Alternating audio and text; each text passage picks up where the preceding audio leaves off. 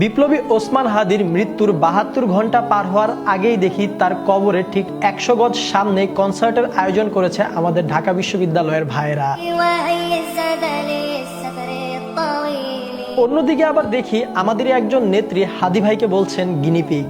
বেশ গুরুত্বপূর্ণ গিনিপিগ ছাড়া আর কিছুই মনে হয় না। আবার সেলাই টেলাই করে ছেড়ে দিতে।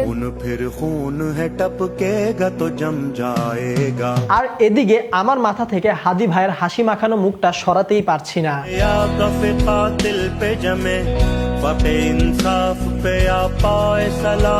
এখন আর কেউ অগ্নি ঝরানো বক্তব্য দিবে না, কোটি মানুষের পক্ষ হয়ে ন্যায় এবং ইনসাফের কথা বলবে না।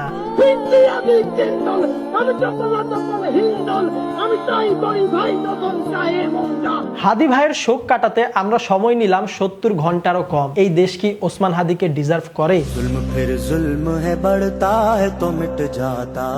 ওসমান হাদি ভাইয়ের ইনকিলাব মঞ্চ হয়তো আর ২০ থেকে ২৫ দিন আন্দোলন করে যাবে। অন্যদিকে আমাদের শ্রদ্ধেয় উপদেষ্টা মহোদয়, তিনি তো ক্ষমতায় আছেন আর ৩০ থেকে ৩৫ দিন, কিন্তু বিচারের জন্য সময় চেয়েছেন ৯০ দিন। আরে হারামজাদা, তুই ক্ষমতায় আসছিস ৩০ দিন, তুই ৯০ দিনের কি বিচার করবি বেটা?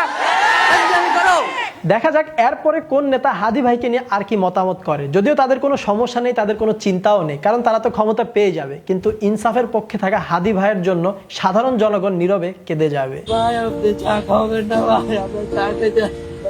এই যে সন্তান নিয়ে উত্তর থেকে আসছি, একটা ভালো মানুষ কিভাবে দুনিয়া থেকে বিদায় হয়ে গেল। সরি হাদি ভাই, আপনি ভুল দেশে জন্মেছিলেন। আপনি মৃত্যুর আগে যে শেষ ইচ্ছাটা চেয়েছিলেন, হয়তো আমরা সেটাও আপনার পূরণ করতে পারবো না।